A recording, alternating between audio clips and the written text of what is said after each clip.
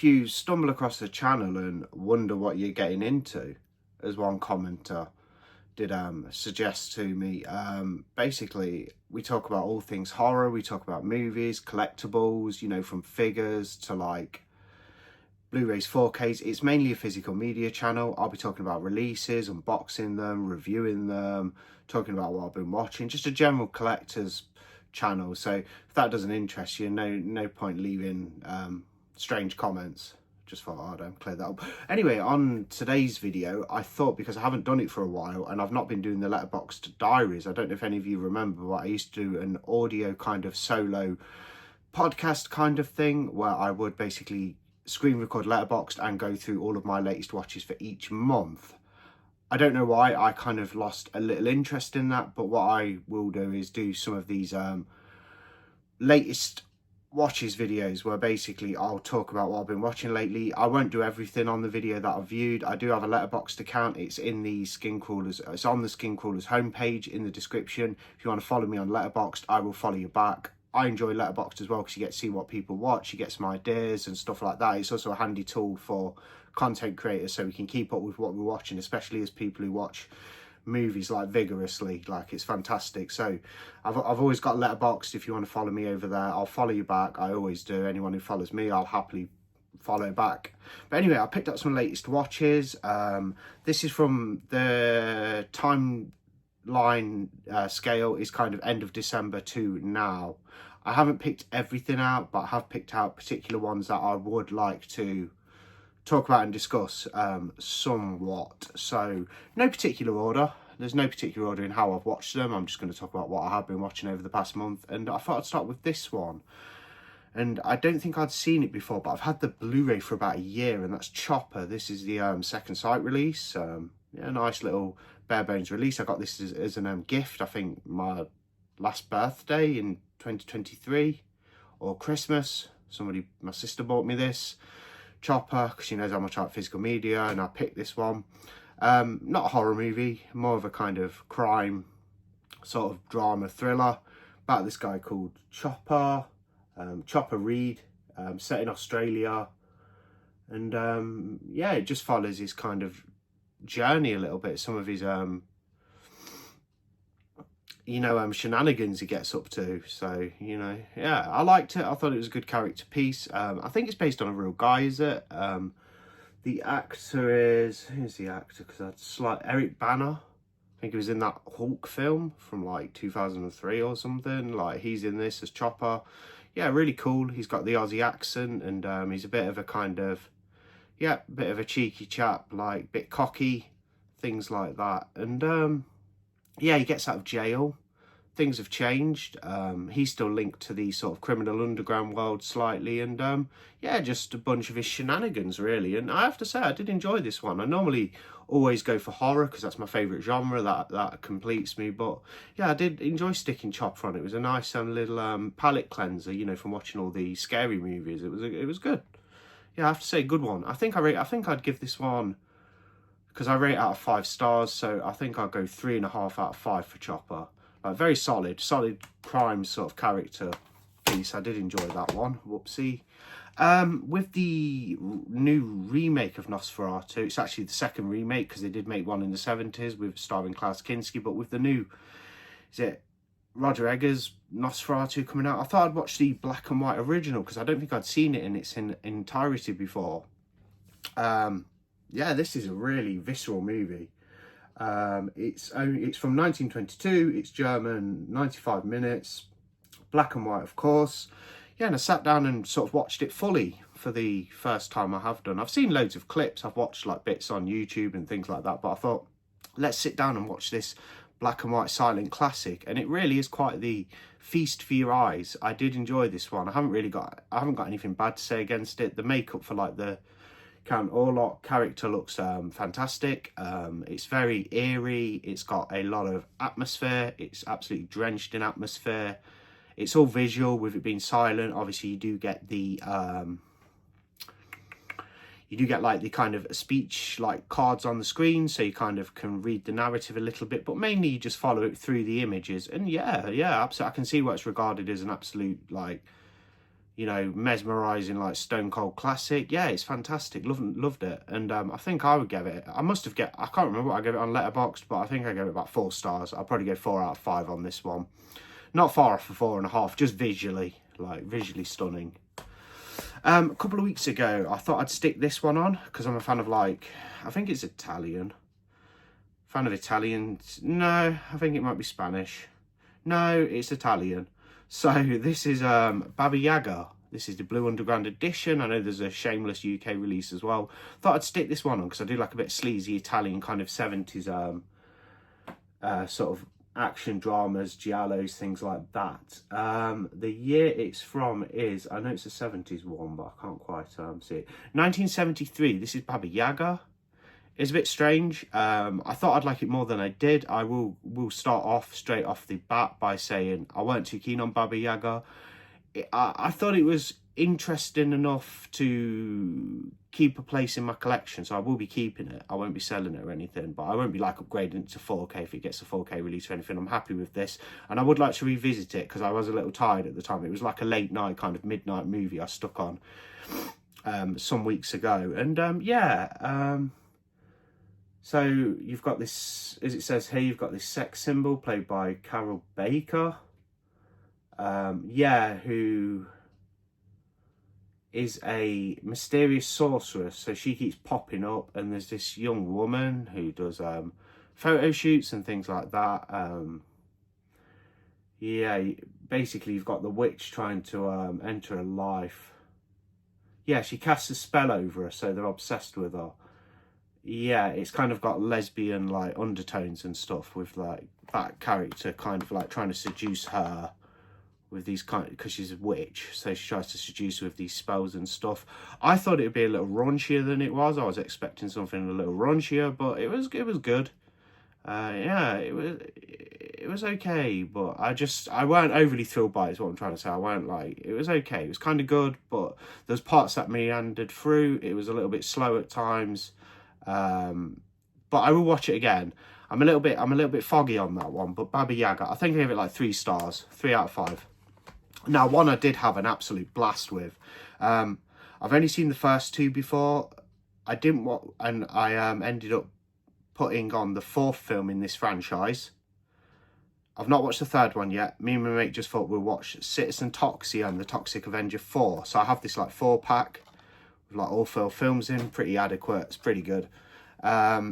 I did stream it on Shudder. I'm just showing this so I don't have to do picture-in-picture, which requires more editing. So I thought, well, yes, I did stream Toxic Avenger 4 Citizen Toxie on Shudder when I watched it with my friend for the first time, but I'd just rather show this Blu-ray than do the whole picture-in-picture thing, which is fantastic. I just haven't got time to do the editing today. But yeah, Toxic Avenger 4, what a blast. Starts off in a school. The classroom's been under siege, and these like gang of absolute like wacky miscreants come in. You've even got like one of the women in the gang. She's like groping one of these kind of like sort of special teenagers, and she's like groping on him and rubbing her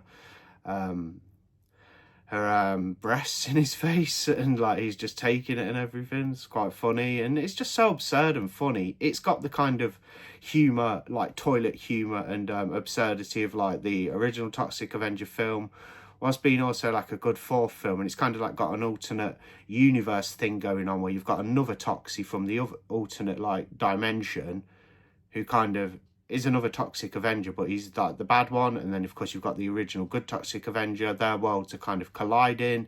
It's, like I say, absurd is the word for it. It's ridiculous, but it's fun as hell. Citizen Toxie, Toxic Avenger 4. And when I stuck it on, me and my friend were like reading about it, and he was like, oh, it's from the year 2000, you know. And I said, oh, I thought it'd be earlier than that. But yeah, I had a blast with Toxic Avenger 4. I think I gave it 3.5 out of 5. So solid, kind of a high 3.5 stars.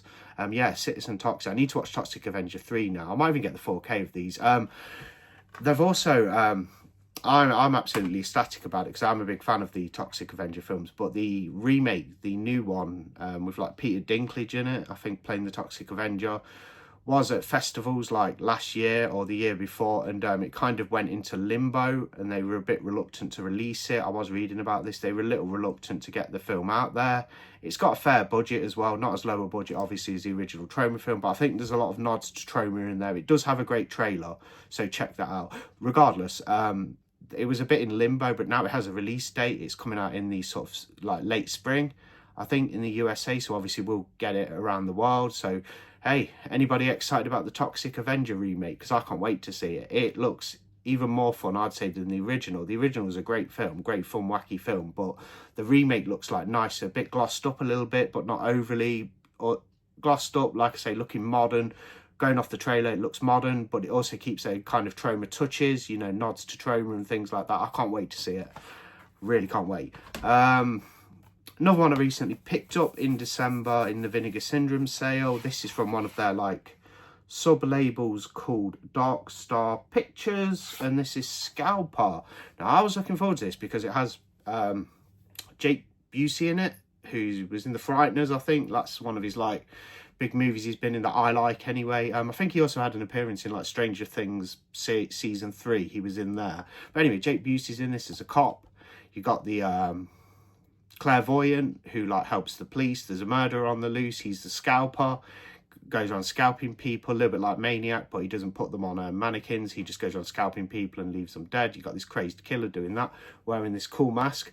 Pretty good premise for a film. I mean, nice setup. Like, you got Jake Busey, you got the other characters, you got this kind of cool premise. Starts off very violent. Some guy gets a machete basically up his rectum and is murdered that way. Pretty brutal stuff. It doesn't show you the direct penetration, but it does show you like, it does imply it, which is kind of bad enough. But I thought, yeah, I'm in for quite a good ride as a slasher fan with this one. I must say, it's pretty boring. I thought Jake Busey was good, and the other character played by the woman, the like older lady, like the middle-aged lady, I thought they were quite good together. Kind of like coexisted well and bounced off each other a bit. They were okay characters, but the film as a whole is just a disappointment. I was so looking forward to this. Just found it disappointing. I think I gave it 2.5 stars out of 5. Scalper, a little bit disappointing. Not quite what you'd expect. Great idea and premise, it just didn't deliver. That's Scalper. So I went back as well and watched a classic sort of backwoods slasher from 2003, I think it is. Yeah, 2003. Hadn't seen this one for a while. I did go through and watch the whole franchise during lockdown, like 5 years ago, but I thought I'm going to revisit the original. So I did. This was about 3 weeks ago, and I watched Wrong Turn. And yeah, it still holds up. It's a good one. It's probably the best one in the franchise, the original. Not necessarily the most brutal or goriest one, but it has enough for your bloodthirsty horror fans, and it has enough like action to keep casual viewers engaged. And it's a good cat and mouse like slasher film. Group of people break down, they collide actually in a car crash, and yeah, they've got to survive these mutants they stumble across in the wilderness, and these are really awfully disfigured guys. There's 3 of them. They are mutants basically. They're killers. They kill people and eat them, and these guys have got to like escape them and stuff. And it holds up. I really enjoyed Wrong Turn. I'd probably give it a 3.5 again out of 5. It's not one of my favourite sort of horror franchises or horror films, but I enjoyed watching it again, and it holds up. It's good. It's very solid. And needs a UK release as well. We don't have a UK Blu-ray or 4K. This could do the 4K. And apparently there's a new one coming out as well. I didn't even mind the reboot they did a number of years ago, which I think is available on Netflix. I have the Blu-ray, but I thought it was okay. Like, it didn't have the mutants in. They went a whole different direction with it, which I wasn't completely on board with, but it was okay. And apparently with the new one they're bringing out this year, at some point, we're back to the mutants. So those guys are back in it, those characters. So looking forward to it. But yeah, Wrong Turn. Went and had a look at that. Picked this one up in December. It's one I've watched before, and I had a blast rewatching it. Rewatched it the other night. Awesome 4K. I had to adjust my TV because I keep hearing people say, if you want a 4K to look better, just adjust your TV set. So I did just that, and the 4K from 88 Films looked phenomenal, and that's From Beyond. Had a great time rewatching this. It's directed by Stuart Gordon, Reanimator. I think so, anyway. Yeah. Produced by Brian Usner, who's also involved in the Reanimator special effects and producing those films. But yeah, what a great time. It also stars Jeffrey Combs and Barbara Crampton from Reanimator. It's got Ken Foray, Dawn of the Dead in there, Leatherface, Texas Chainsaw Massacre 3 is also in. And yeah, it's just a fun creature feature, Lovecraftian, based on an H.P. Lovecraft adaptation. They're tapping into this kind of other dimension. This mad doctor's been sucked in and he's turning into a creature. He wants to infect the minds of these group of scientists who are trying to figure out what's going on and stuff like that. But it's got some great creature effects, good kill scenes in the kind of hospital towards the end of the film as well. But From Beyond, really solid. 1986, that one. I think I gave that probably on a 3.5 again. Most of these are 3.5. A couple more to go. I'll just get a little more comfier.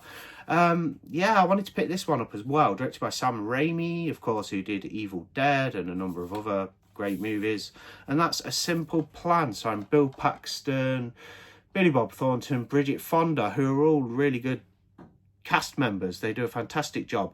These brothers and their friend find a crashed plane which has a cargo on there, which is a fortune. It's a lot of money they stumble across. They're trying to cover it up. A gangster wants his money. He comes after them. The police are involved. They're investigating.